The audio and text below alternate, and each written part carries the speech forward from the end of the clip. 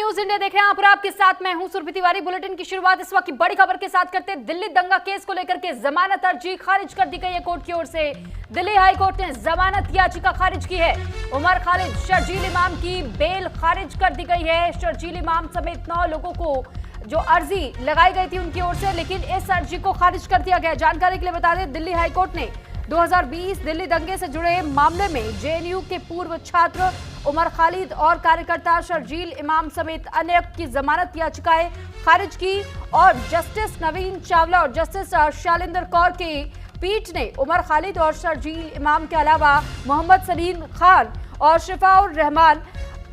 अतर खान, मिरान हैदर, अब्दुल खालिद सैफी और गुलफिशा फातिमा की जमानत याचिकाएं भी खारिज कर दी हैं।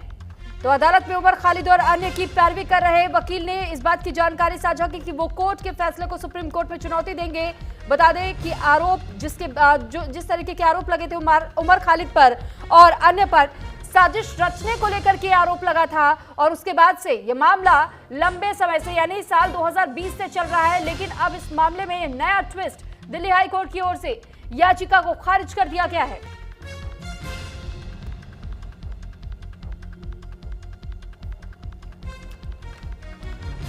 और इस पर ज्यादा जानकारी देने के लिए हमारे साथ क्राइम एडिटर अली शरर जुड़ चुके हैं। अली, इस वक्त क्या नया अपडेट आपके पास?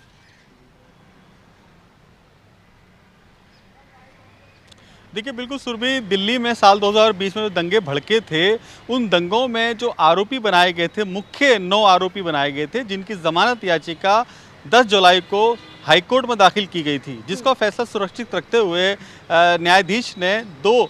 सितंबर को फैसला सुनाने का निर्णय लिया था, जिसके बाद आज फैसला सुनाया गया है, जिसमें 9 के 9 आरोपियों को जो जमानत याचिका थी पूरी तरह से खारिज कर दी गई है। साफ तौर पर जब बहस की जा रही थी कोर्ट में, तो उस दौरान तमाम तथ्य रखे गए दोनों अधिवक्ताओं की ओर से, और जो आरोपी पक्ष के अधिवक्ता उनका साफ तौर पर कहना था कि साल 2020 फरवरी का पूरा मामला है, जब दिल्ली में दंगे भड़के थे और उसमें तमाम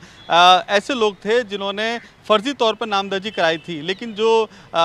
बाकायदा कोर्ट की तरफ से न्यायाधीश थे, उन्होंने पूरे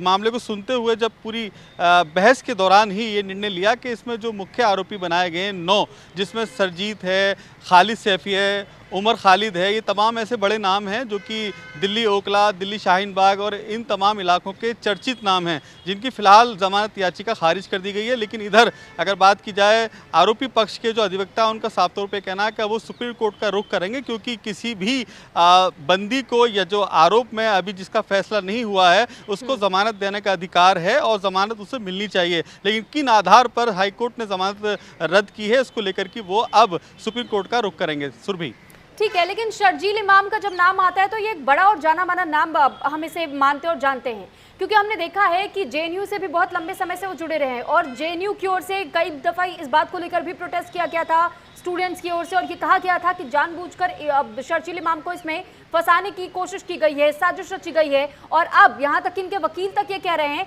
कि भले दिल्ली हाई कोर्ट में ये याचिका खारिज हुई है, लेकिन अब हम सुप्रीम कोर्ट का भी दरवाजा खटखटाएंगे। यानी अभी भी ये उम्मीद नहीं छोड़ना चाहते हैं कि शायद बेल मिल जाए और ये बाहर आ जाए सभी।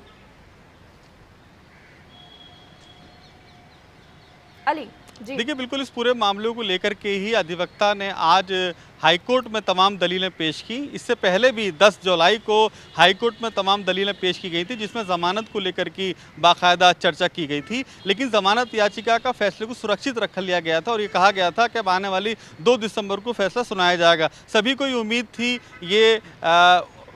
विश्वास था कि आज जमानत हो जाएगी 9 के 9 आरोपियों को, लेकिन जिसको लेकर कि आज जस्टिस ने पूरी तरह से जमानत याचिका खारिज कर दी है और ये कहा है कि पूरी तरह से जो दिल्ली में दंगे भड़काए गए थे उसमें पूरी मुख्य भूमिका जो निकल के आ रही है चार्जशीट के आधार पर, जो पुलिस ने चार्जशीट फाइल की है उसके आधार पर उन 9 के 9 आरोपियों के, जिसमें बड़ा नाम शर्जील इमाम का है। शर्जील इमाम वो नाम है जिसने